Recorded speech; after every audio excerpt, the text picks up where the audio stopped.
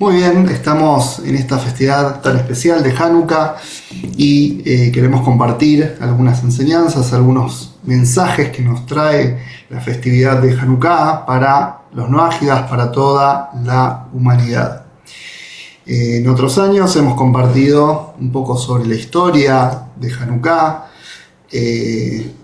la historia militar, cómo los griegos habían sometido en su momento al pueblo judío y habían hecho decretos en contra de la observancia de la Torá y de la fe pura, tal como la recibió el pueblo judío en el monte Sinaí, del monoteísmo más absoluto que el pueblo judío recibió en el monte Sinaí.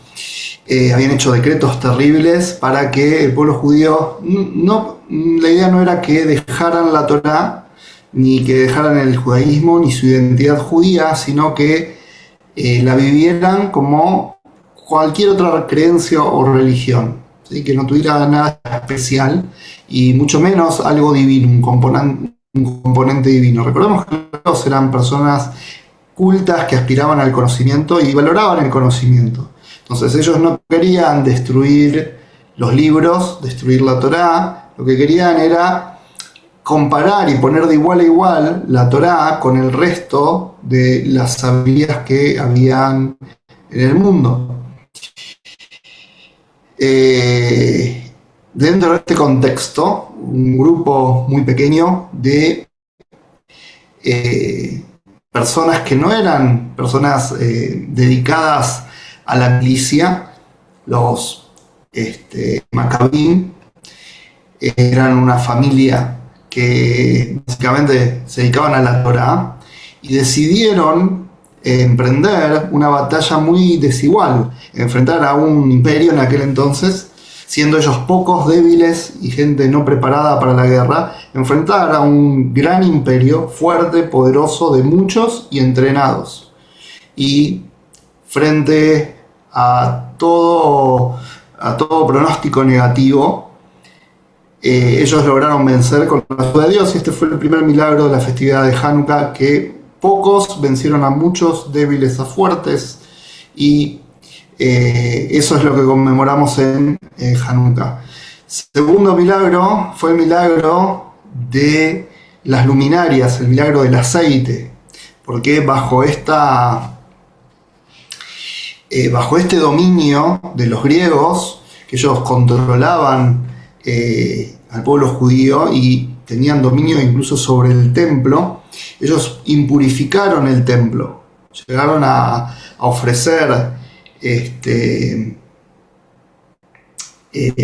ofrendas, sacrificios que no eran correctos y impurificaron sistemáticamente todo el aceite con el que se encendía la menorá. En la Torá hay un precepto de que la menorá, el candelabro del templo, tiene que estar continuamente encendido, y eso todos los días se encendía.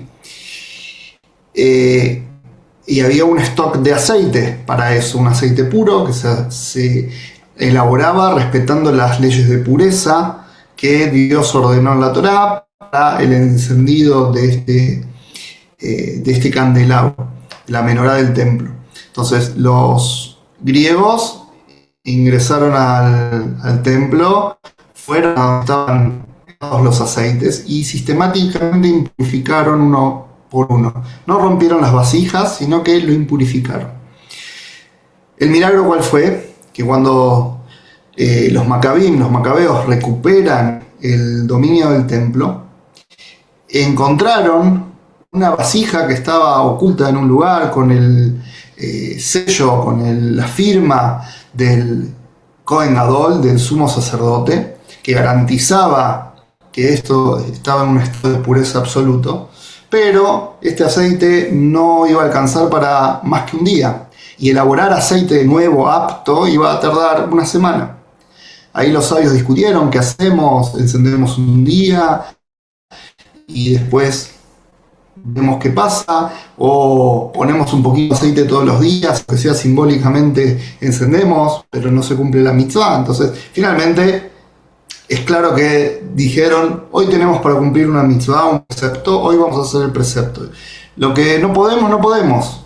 Igualmente, vamos a ver más adelante en la clase, que en un estado así, en un estado como el que describimos, donde todos estaban impuros y habían sido sometidos y el único aceite que había era ese aceite, técnicamente la ley de la Torá permitía que encendieran con ese aceite, pero los sabios dijeron, por cuanto toda la idea de los griegos era demostrarnos el concepto de santidad no existe, que no hay nada especial, no hay nada divino, que la religión es algo humano, como ellos entendían, decían esto es una religión, las religiones son creaciones humanas, y tienen razón, las religiones son creaciones humanas, pero los preceptos que Dios le dio al pueblo de Israel son divinos. Y dentro de estos preceptos, recordamos, siempre en la entrega de la Torá, Dios también volvió a entregar los 7 preceptos que aplican a las naciones, la Torá de Benei Noach. Por lo tanto, cuando hablamos de la Torá y del intento de los griegos de quitar el factor divino dentro de la Torá, también eso incluye los preceptos universales. Era socavar el fundamento divino en toda la revelación divina, tanto para el pueblo judío, tanto para las naciones.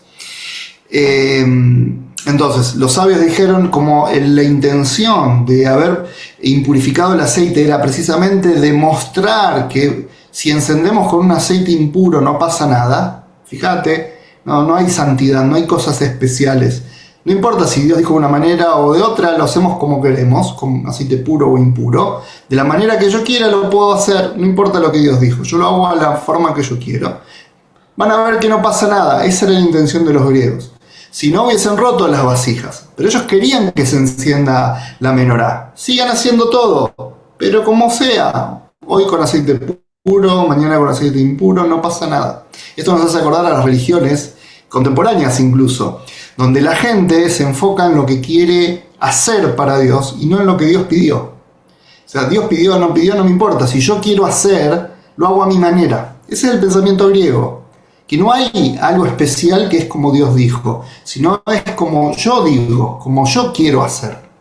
Siempre cuento esto, quizás en alguna otra clase se los conté, pero me pasa mucho con noágidas que a veces llegan al noajismo luego de haber atravesado estos grupos mesiánicos donde cumplen, entre comillas, cumplen Shabbat y las festividades judías, y dicen, pero ustedes me quieren sacar el Shabbat, me quieren, o sea, yo lo hago, lo cumplo, sin entrar en los detalles si cumple o no cumple como corresponde. Es Shabbat,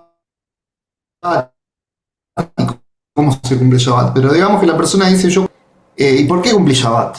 Y porque me gusta, me inspira estar con la familia, el vino, el jalot, el pan, es algo que a mí me hace bien. ¿Y Dios en dónde está dentro de todo eso? Porque la respuesta, por ejemplo, de un judío, cuando uno le pregunta por qué hace Shabbat, es porque Dios me ordenó. Puede ser lindo, puede ser que no. Hay algún judío que va a decir, mira, la verdad que todas las semanas tengo que cerrar el negocio, quizás yo preferiría estar vendiendo y haciendo plata en el negocio. Pero cierro, tengo que cerrar porque Dios me ordenó. Entonces no es porque yo quiero, es porque Dios me pide y Dios me demanda eso. Entonces, eso es servir a Dios. Y los griegos querían demostrar que el ser humano puede hacer lo que quiere y en nombre de estar sirviendo a Dios, querés tener un templo, tener un templo. Querés encender una menorá, encender una menorá. Querés tener un enrollo de la Torá, tenelo. Pero eso no tiene nada especial. Eso lo puedes llevar por un lado o para el otro. En términos generales, este es el contexto. Esto es lo que pasó en Hanukkah. Los Maccabim, este pequeño grupo, se rebeló contra los griegos. Pudieron vencerlos. Pudieron retomar el Bet HaMikdash, el sagrado templo de Jerusalén, y encender con esta vasija pequeña que habían encontrado de aceite puro. Pudieron encender para un día y dijeron vamos a encender un día y después, bueno, no habrá el resto de los días hasta que fabriquemos aceite nuevo puro. Pero ahí ocurrió el milagro. Ellos hicieron lo que tenían que hacer y hubo aceite para el primer día, pero el aceite que tenía que durar un día finalmente rindió para los 8 días hasta que hubo aceite puro nuevo y se pudo continuar normalmente. Entonces, este fue el milagro del aceite. Entonces, luego los sabios instituyeron que para recordar estos dos milagros, el milagro militar y el milagro del aceite, se encendieran estas luminarias que hoy conocemos como las luminarias de Hanukkah, la Hanukkah o el candelabro de 8 luces que encendemos habitualmente hasta el día de hoy. Entonces, cuando encendemos este candelabro de 8 brazos, estamos conmemorando todos estos hechos. Ahora, a priori uno dice, bueno, esto es algo que tiene que ver con el pueblo judío, con la historia del pueblo judío, que tiene que ver con las naciones. Por eso, hoy traigo una lista, no sé si vamos a llegar a todos los puntos, pero preparé una lista de 8 puntos que en cada uno de ellos vamos a abordar algún mensaje, alguna enseñanza universal que trae Hanukkah. Vamos con la primera. Luego, si Dios quiere, voy a publicar mañana o pasado este texto en el sitio web como un artículo, así que ahí lo van a poder tener también para estudiarlo y ampliarlo. Entonces, hay un Shabbat dentro de esta festividad, o sea, son 8 días, y por lo tanto tenemos un Shabbat dentro de la festividad. El Shabbat, en el pueblo judío, cada Shabbat leemos una sección de la Torá, una sección de los 5 libros de la Torá, pero también leemos una sección de la Haftará. La Haftará es la sección semanal de los profetas. Y es muy interesante la Haftará del Shabbat que acaece dentro de la semana de Hanukkah. ¿Por qué? Porque ahí en el profeta Zeharías, el profeta Zacarías, leemos lo siguiente, dice: muchas naciones se unirán a Dios en ese día y se convertirán en una nación para mí. Zeharías 2:15. Y si bien este texto comienza con un llamado dirigido a Sion, es decir, al pueblo de Israel, porque el versículo anterior dice: canta y regocíjate, hija de Sion, porque yo vengo, dice Dios, y moraré en medio de vosotros. Y el versículo siguiente es el que leímos antes: y muchas naciones se unirán a Dios en ese día y se convertirán en una nación para mí. La culminación del mensaje se dirige explícitamente a las naciones, a los noágidas. O sea, la Haftará que leemos en la semana, la parte de los profetas que leemos en la semana de Hanukkah, tiene que ver, el cierre de ese texto de los profetas tiene que ver con las naciones. Y muchas naciones van a venir y se van a unir a Dios en ese día y se van a convertir en una nación para mí. Anticipando un tiempo en el que ellas también se unirán al Creador. Piensen que esto el profeta lo dijo hace miles de años, donde no está este escenario que vemos hoy, gracias a Dios, que tantos noágidas alrededor del mundo están acercándose y buscan monoteísmo, simpatizan con el pueblo judío, con Israel. Hay miles, por donde uno recorre un país, otro país, uno ve que hay mucha cantidad, cada vez son más, gracias a Dios son muchos. Entonces, esto no existía en ese momento. El profeta vaticinó algo que iba a acontecer mucho tiempo después y que realmente nosotros somos la generación que está empezando a ver esto, el cumplimiento de estas profecías. Nosotros, aunque a veces nos cuesta tomar conciencia, si uno analiza la historia, somos la generación donde se empiezan a cumplir estas profecías. Y uno lo toma como normal: bueno, soy noágida, el que es noágida, ¿no? O soy un judío que, mirá, le enseño a noágidas los 7 preceptos, y como que ya es normal. Pero no, esto no tiene nada de normal en la historia. O sea, al nivel que hoy está pasando, y si bien uno dice, bueno, pero todavía esto es muy chico y no es tan grande el movimiento noágida, realmente lo que se hizo en los últimos 30 años no pasó en toda la historia. Entonces, realmente somos una generación especial, privilegiada, y que no nos damos cuenta, en el día a día no nos damos cuenta de lo que tenemos y lo que somos, y también de la responsabilidad que eso conlleva, ¿sí? No solo el beneficio de qué lindo que estoy en una generación tan especial, sino que eso también tiene una responsabilidad que se nos puso en la mano. Como sea, vemos que la Haftará nos introduce a la era mesiánica, vamos a adelantarnos un poquito, donde las naciones van a unirse a Dios, se van a unir al pueblo judío para servir a Dios. Así nos presenta la Haftará, el escenario, la sección de los profetas. La halajá, la ley judía, establece que las luces de Hanukkah deben encenderse a la entrada de la casa, junto al dominio público, hacia el exterior.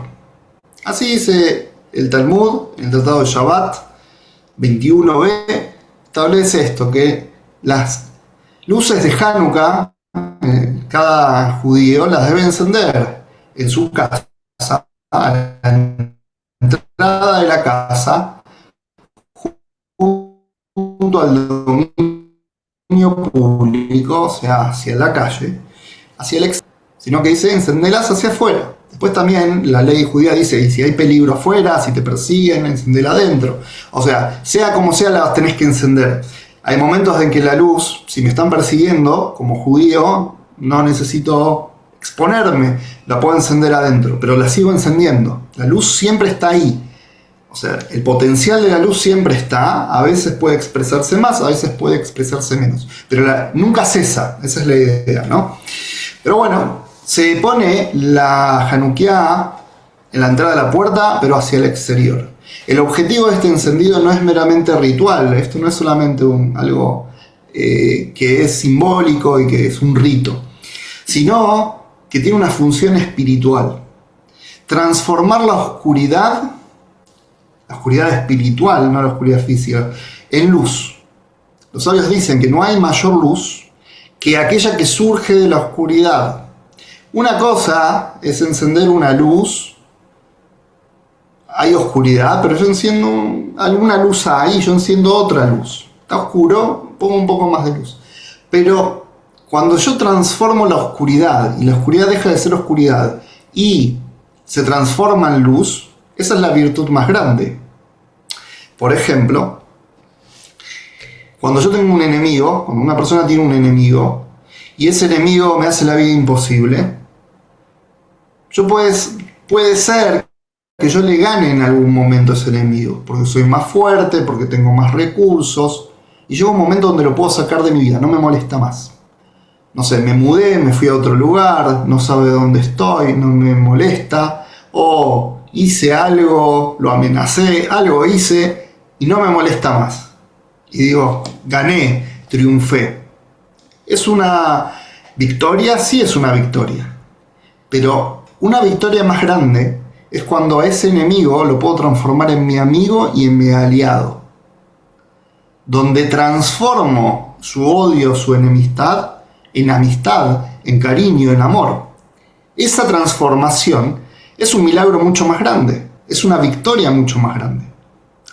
Entonces, transformar la oscuridad en luz, eso tiene una virtud mayor que simplemente ganar. Y ese es el mensaje de Hanukkah también, que uno debe transformar la oscuridad en luz, no ganarle a la oscuridad. Hay gente que mentalmente se predispone a luchar contra la oscuridad.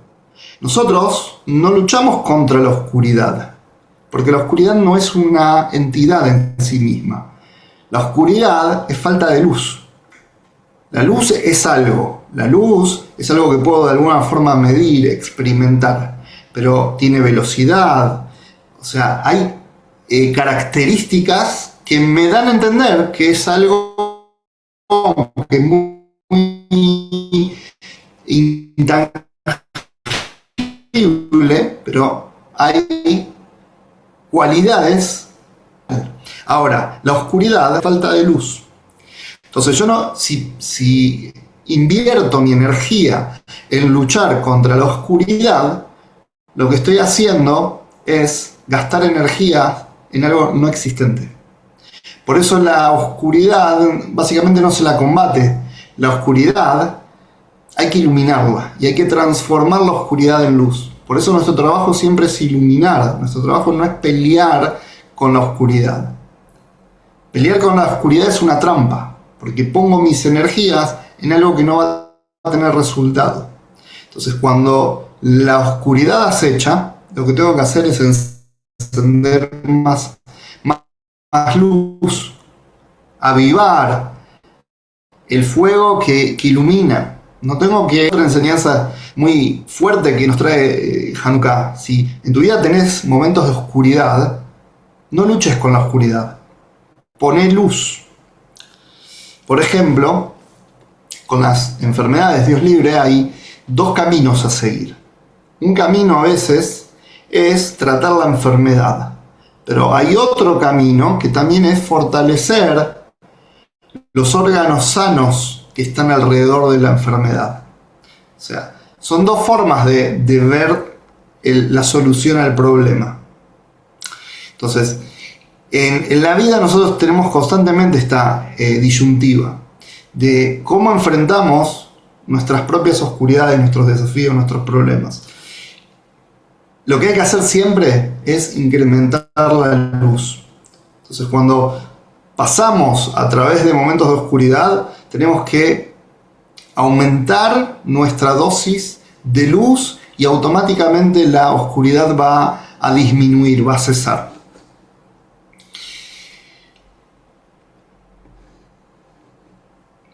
El objetivo de este encendido, como dijimos, la ley judía establece que el pueblo de Israel tiene que encender en la puerta hacia afuera la Hanukkah, las luces de Hanukkah. El objetivo de este encendido no es meramente simbólico, ritual, sino transformar la oscuridad espiritual en luz, llevando claridad allí donde antes reinaba la confusión.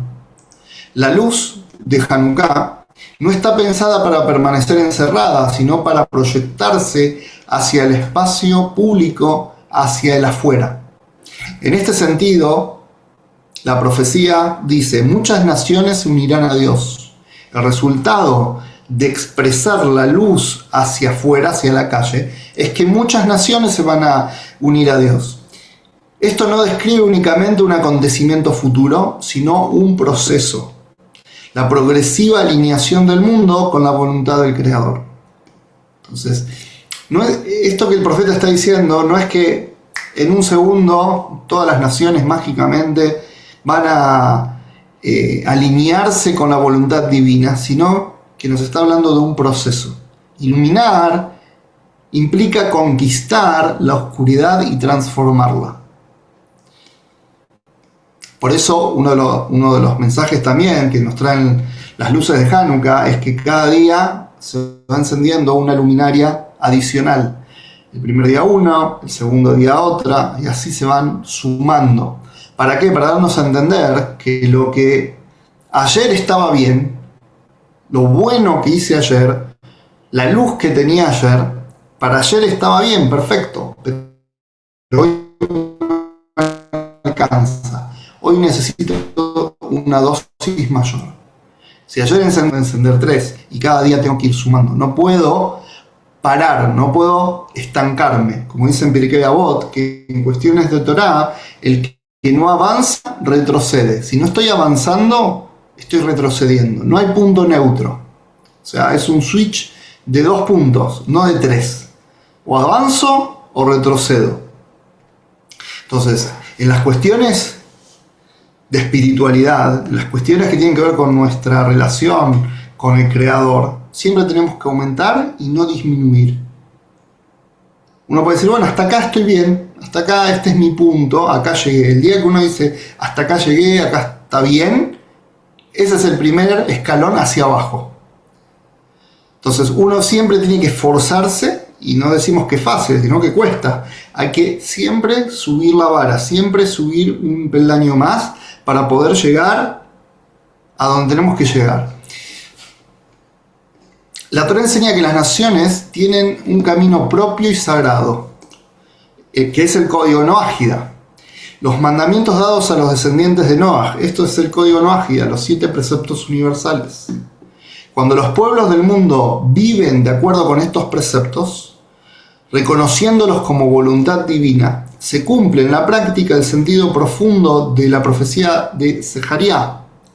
Este ideal ya había sido anticipado por otros profetas también, el profeta Isaías y el profeta Mijá, Isaías y Miqueas, que dijeron así: muchas naciones irán y dirán, venid y subamos al monte de Dios, y Él nos enseñará sus caminos. Otra vez la idea que las naciones van a decir, vamos con el pueblo judío y subamos al monte de Dios, y Dios nos va a enseñar sus caminos. La Torá no es solo un conjunto de leyes, sino que es una orá, una enseñanza viva para la humanidad. La Torá es una Torá de vida, así también es llamada la Torá en los textos, en las fuentes judías, que la Torá es una Torá de vida. Y cuando el ser humano se conecta con la Torá, empieza a tener vida real, vida plena, ¿sí? Una vida plena de sentido, que eso es vivir. Si no, uno existe, pero vivir es cuando mi vida tiene sentido y estoy pleno por el sentido que tiene mi vida. Y eso te lo debe experimentar también un noágida, que el noágida tiene que saberse un sentido, tiene que tener un sentido en la vida y tiene que estar pleno con ese sentido, con el conocimiento de ese sentido, y cuando vive en función de ese sentido. Por eso estas profecías funcionan como una guía activa. Muestran hacia dónde debe orientarse el mundo y cuál es el rol espiritual de las naciones en ese proceso. Entonces, el código noágida, fíjense que está representado precisamente con la luz. ¿Por qué? Porque no encontramos en la Torá, justamente, no los sabios, no el Talmud, sino en la Torá misma, no porque el Talmud o los sabios no tengan autoridad o desmerezcamos sus palabras, pero precisamente en la Torá, en la palabra del Creador directa, como está escrita ahí, como la recibimos a través de Moshe, está escrito en Bereshit, el pacto de Dios con Noaj y con toda la humanidad, que es el pacto del arco iris. El arco iris tiene 7 colores y cada uno de los 7 colores representa uno de los 7 preceptos universales. ¿Y cómo se logra tener un arco iris? ¿Qué es un arco iris? Es la descomposición de la luz a través de un prisma. Por ejemplo, si uno agarra un cristal, un prisma, puede descomponer la luz en sus diversos colores. La luz blanca, lo que nosotros llamamos la luz blanca, contiene dentro de sí el potencial de todos esos colores. Entonces, justamente, ahora que estamos en Hanukkah y estamos hablando de la luz y el concepto de iluminar, tenemos que entender que precisamente los 7 preceptos, el código noágida, por excelencia, está representado en la Torá con el concepto de luz, con la desfragmentación de la luz, con la belleza que expresa la luz, que toma múltiples formas, tonos, pero sigue siendo en esencia lo mismo, sigue siendo esa misma luz original. Entonces, el código noágida está muy relacionado con esto que estamos estudiando, de la luz que transforma y que cambia el mundo. Y estamos repitiendo, mejor dicho, no diciendo nosotros, sino estamos estudiando y estamos repitiendo las palabras de los profetas, donde se habla de esto, que las naciones en el futuro van a venir, se van a unir al pueblo judío y van a decir, subamos al monte de Dios y Él nos enseñará sus caminos. Todo esto se da a través de este proceso que es la iluminación del mundo. Es un proceso, no es, como dijimos, no es algo mágico que pasa en un segundo. ¿Cómo son las velas de Hanukkah? Las luminarias se van encendiendo progresivamente, día tras día va aumentando. Ese es el mensaje. La luz tiene que ir en progreso. Así como el amanecer, cuando amanece, no sale el sol de golpe. El sol, ¿cómo sale? con un pequeño haz de luz y va incrementándose y va subiendo en el horizonte. La luz, en la naturaleza, Dios la puso en forma increscendo, que va subiendo paulatinamente. Entonces, así también es la Geulá, también así es la redención, así también es la iluminación de la humanidad, que es paso a paso, aumentando, aumentando, aumentando. ¿Y aumentando qué? Aumentando la difusión y el conocimiento y el cumplimiento del código Noahida. Como dice el profeta Yeshayahu, también Isaías, que el pueblo judío es Or LaGoim, luz para las naciones. Y como trae el Radak, uno de los comentarios clásicos de los profetas, ¿qué significa ser luz para las naciones? Enseñarle las obligaciones, los preceptos que tienen las naciones, es decir, el código Noahida. Esa es la luz que va a transformar la oscuridad del mundo. Y todo esto está representado en la Hanukkah. La Hanukkah está representada. Hanukkah tiene 8 brazos, a diferencia de la menorá, el candelabro del templo. ¿Por qué? Porque la Hanukkah representa también a nivel universal los 7 preceptos noahidas más una octava categoría, que son los preceptos que el intelecto dictamina que una persona tiene que cumplir. Es una categoría en sí misma. Están los 7 preceptos que Dios ordenó para toda la humanidad, pero también hay una octava categoría, que son las cosas que no necesito que Dios me diga que haga o que no haga, sino que mi intelecto, la sana crítica racional, me dicen que tengo que hacer, que un ser humano tiene que hacer tal o cual cosa y no necesito que Dios me lo diga. Entonces, de esa forma también constituimos 8 brazos de la Hanukkah. Entonces, en su sentido universal, la Hanukkah representa los preceptos noágidas, el código noágida. ¿Y cómo es esa iluminación? Precisamente como encendemos la Hanukkah, progresivamente, sumando cada día un poquito más. Por eso decía que somos una generación privilegiada, pero también con una responsabilidad muy grande, porque somos los que tenemos que poner el fundamento de esto, de siempre estar avanzando, de siempre estar sumando luz, porque uno tiende con el tiempo a estancarse, a decir, bueno, hasta acá llegué, esto es lo que puedo hacer, hasta acá no doy más, punto, cierro acá. Y el Creador siempre nos está diciendo, tenés que dar un poquito más de luz, tenés que sacar un poquito más de luz, y para vos y para afuera. Y a medida que uno ilumina, no solo se ilumina a uno, sino que va iluminando al mundo. Otro detalle que trae la ley judía es que la Hanukkah, ¿hasta qué horario se puede encender? Hay un horario ideal, ¿sí?, que uno debe encender, pero imaginemos que a uno se le hace tarde por X motivo, uno no puede estar para cuando salen las estrellas y empieza el día, uno llega más tarde, cerca de la medianoche, de trabajar o de un viaje que se complicó, y uno no puede estar idealmente en el horario cuando comienza el día. ¿Se puede encender o no se puede encender la Hanukkah? El Talmud, también ahí en el Tratado de Shabbat, trae la respuesta, pero no la trae directamente o con un reloj y dice hasta tal hora, sino que dice hasta que cesen los pies del pueblo Tarmudai. Entonces, ¿qué es esto? ¿Qué son los Tarmudai? Históricamente, los Tarmudai eran comerciantes, leñadores o similares, ¿sí? Comerciantes que vendían cosas básicas elementales. Imagínense los leñadores que en el día cosechaban leña y a la tarde, al atardecer, empezaban a recorrer las calles, y la gente que, no tengo leña, me falta para cocinar, me falta para tener la chimenea encendida a la noche, el frío, y justo pasaba por la calle el que vendía esto y le compraban. Entonces el negocio de ellos era vender tarde de noche, pero no estaban toda la noche, eran 24 horas.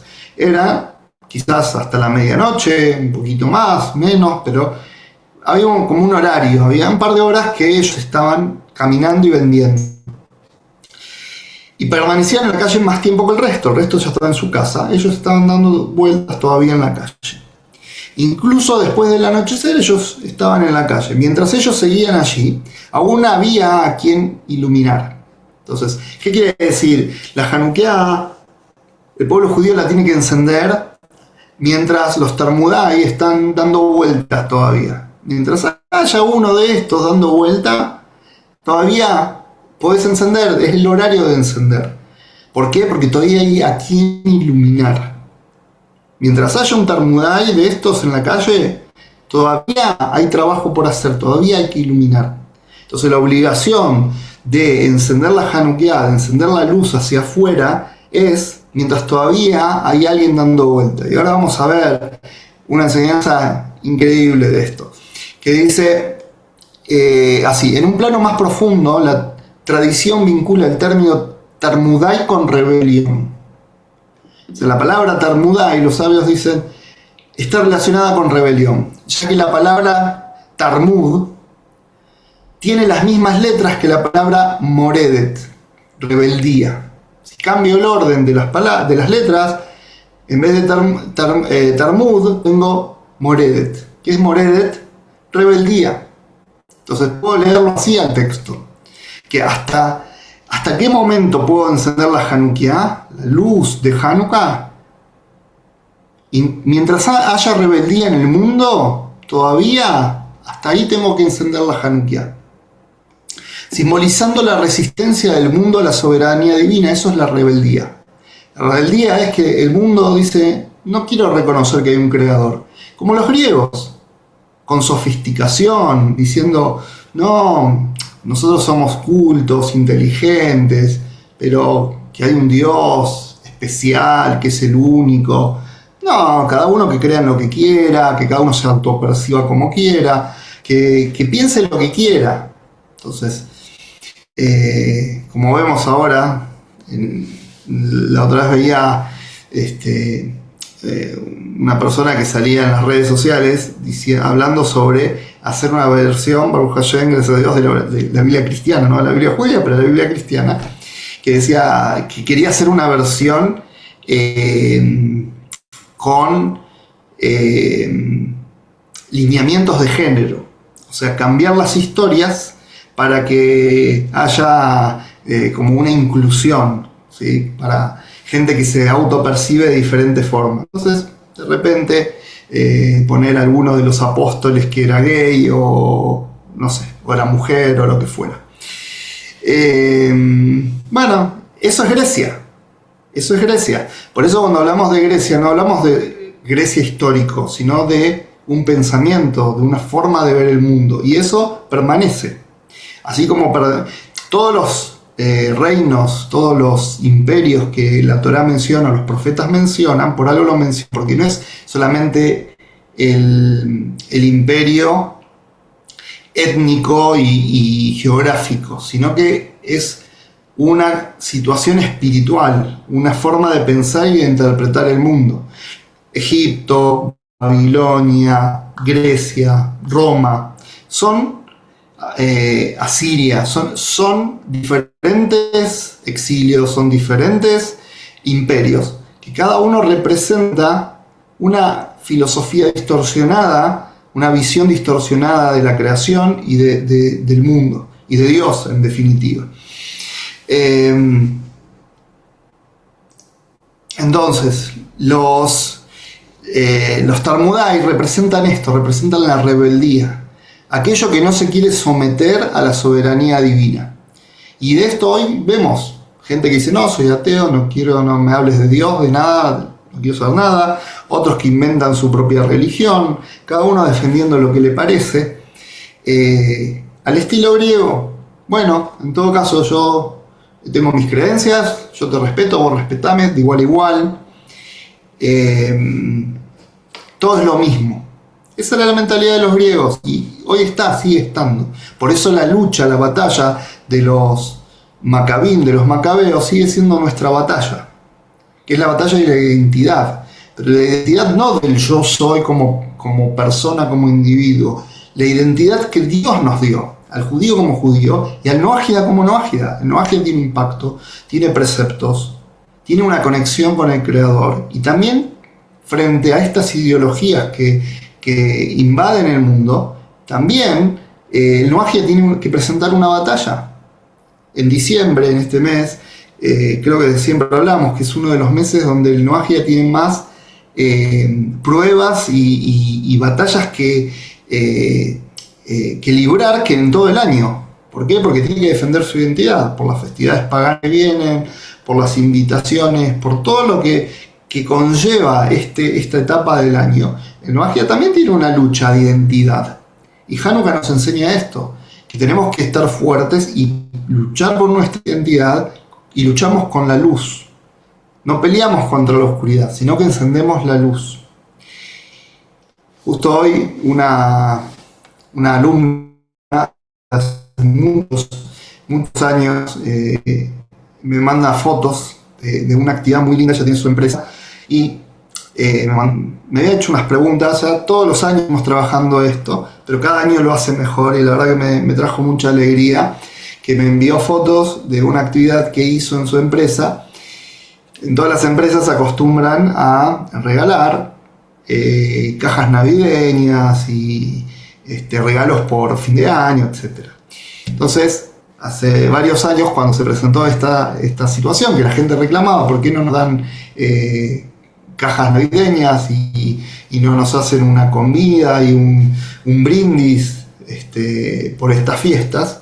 Entonces, ahí empezamos a trabajar la idea de que había que hablarles de Hanukkah, en vez de, miren, esta es una empresa monoteísta, acá no se celebra Navidad, acá celebramos Hanukkah.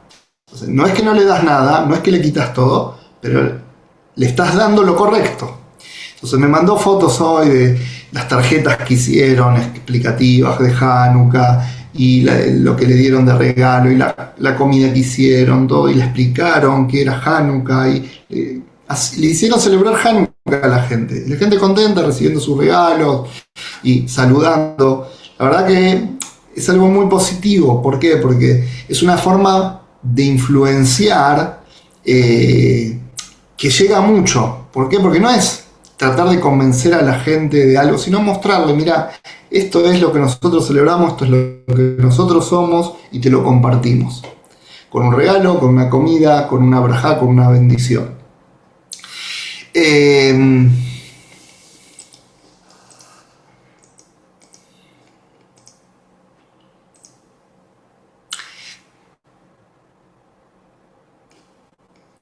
Ok, entonces, a través de la luz de Hanukkah, nosotros vamos cambiando la rebeldía, transformando la rebeldía en reconocimiento del Creador.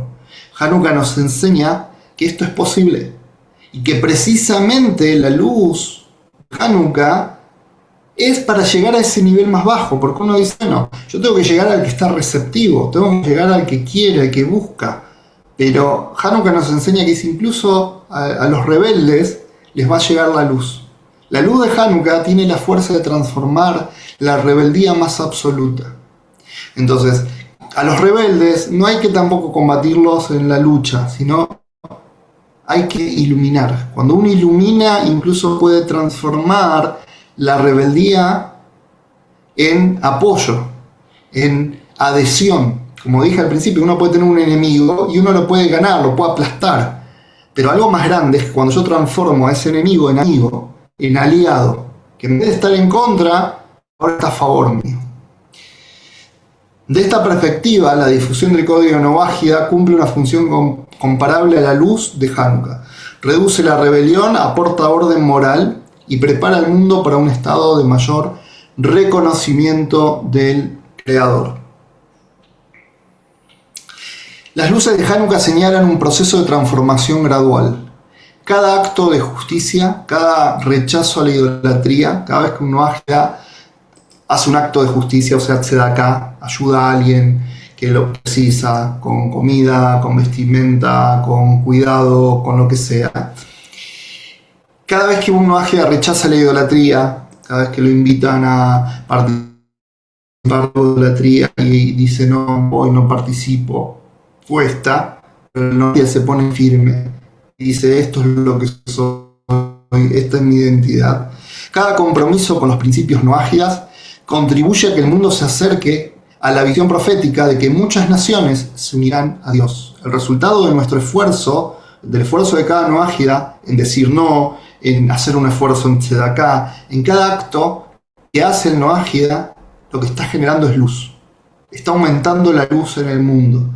Y si hay luz en el mundo, eso va a generar que muchas naciones se van a unir a Dios y van a subir a Sion con el pueblo judío y van a decir: iremos con Dios porque Dios nos va a enseñar sus leyes, sus caminos. Para los noágidas, Hanukkah no es una festividad obligatoria, eso está claro, pero sí es un mensaje luminoso. O sea, no es una obligación, pero sí hay un poderoso mensaje luminoso que trae luz al mundo. El recordatorio de que la luz debe avanzar hacia el exterior, que la moral divina puede y debe impregnar la vida pública. La moral divina, que básicamente es el código noágida, no es algo privado, es algo que tiene que ser público y que tiene que estar en la vía pública, en la calle. Por eso la luz de Hanukkah va hacia la calle. Un noágida puede verse tentado a decir: bueno, en mi casa yo hago, pero afuera no digo, soy noágida, dar explicación. La gente va a preguntar: ¿qué es eso? ¿Es una nueva religión? ¿En qué te metiste? ¿Querés ser judío? ¿Te querés convertir? Para no entrar en eso, o para que no me persigan, o para que no se burlen de mí, o para evitar ciertas situaciones. ¿Sabes qué? Vivo en mi casa y que nadie se entere y que esto quede acá entre cuatro paredes. En realidad, la ética moral tiene que estar difundida, tiene que ir hacia afuera. Y uno, así como la gente habla de transgresiones y fomenta las transgresiones en las redes sociales, en los medios públicos, y hoy no hay reparo, la gente habla lo que quiere, incita a lo que quiere, y está bien. ¿Por qué nosotros tenemos que callar y tener vergüenza y escondernos de difundir y de proclamar e incentivar a la gente a hacer acciones positivas? Al contrario, nosotros tenemos que tener el coraje, la valentía que nos enseñan los macabeos de enfrentar a los grandes y poderosos con la verdad. El mundo necesita ser un mundo más ético, un mundo más moral, un mundo mejor. Y nosotros no podemos callarnos esto. Es nuestra responsabilidad, porque si lo entendimos que para nosotros esto es bueno, también tenemos que compartirlo.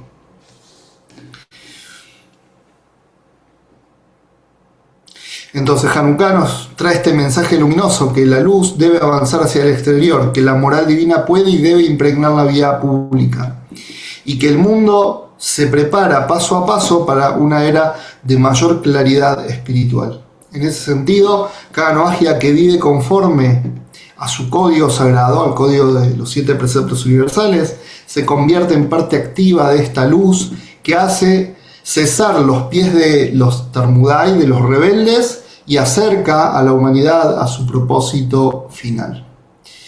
Muy bien, bueno, llegamos hasta acá, se nos fue la hora, quedaron muchas cosas por hablar, pero creo que este mensaje me gustó mucho cuando me puse a preparar la clase, este concepto de que la luz de Hanukkah en las leyes judías, el horario de encender es mientras haya rebeldes todavía en la calle. ¿Por qué? Porque la luz tiene la capacidad de transformar la rebeldía. Entonces, la luz del noágida, ¿qué es? El cumplimiento de los preceptos, porque los preceptos precisamente fueron mostrados a través de la luz, a través del pacto del arco iris, que no es otra cosa que luz. Luz que revela la hermosura de sus colores, de sus variables, de sus posibilidades. Entonces, cada noágida puede ser como una Hanukkah, como las luminarias de Hanukkah, a través de su cumplimiento de los preceptos. El noágida puede decir: bueno, pero yo no sé hablar, explicar, no importa, vos tenés que hacer actos de gesed, de bondad, de acá, estudia, transmití lo que puedas, lo que sepas, incentiva que la gente sea honesta. No necesitas darle una clase a la gente, pero con tu ejemplo de honestidad. No sé, si vas a comprar a la tienda y te dan mal el vuelto, devolvelo, no te lo quedes, pues estás como estafando a la persona. Mostrá un ejemplo de corrección, de integridad, en todo, en el trabajo, en la familia, en los amigos, y eso ilumina el mundo. Ese es el mensaje de Hanukkah, que nuestros actos pueden ser luz, o Dios libre lo contrario, pero si nosotros hacemos lo que tenemos que hacer, la luz de los preceptos, porque precisamente los griegos querían demostrar que no hay cosas divinas. Nosotros sabemos que los preceptos son divinos, porque Dios nos dio estos preceptos, y a los noagias Dios les dio los 7 preceptos. Entonces el noagia tiene que saber que cuando él cumple esos preceptos, no es algo de él, eso es algo que viene de arriba, del Creador. Por lo tanto, esos preceptos, cuando él los cumple, iluminan. Y si hay luz, no hay oscuridad. Y si hay luz, incluso el más rebelde, finalmente se va a transformar. Muy bien, llegamos hasta acá hoy. Si hay alguna pregunta, escucho. Hola, More, buenas noches. More, mencionaste que eran 8 brazos y el octavo era para lo que las personas eh, viene de su intelecto. Eh, en una sociedad tan convulsionada, en una sociedad tan manipuladora, ¿qué puede ser ese octavo precepto? No, el punto es este, que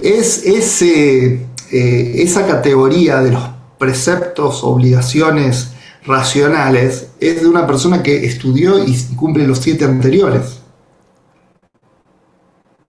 Cuando vos estudiaste los 7 anteriores, los 7 preceptos universales, que están explícitos y que están explicados y tienen derivaciones y detalles, una vez que estudiaste eso, lo que no está dentro de ese bloque, al haber estudiado todo eso, deducís y sabés qué es lo correcto, incluso que no está escrito. No a una persona que no sabe nada o que tiene otros principios y otros valores. Estamos hablando de una persona que ya tiene los principios y valores de los 7 preceptos. Eso le genera un sentido común, una crítica racional basada, permeada por la ética y la moral monoteísta.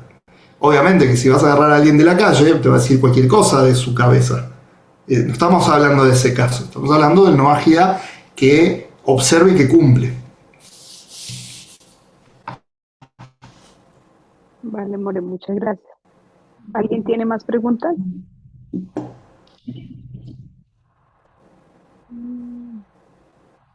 Perdón, voy a desactivar. Muy bien.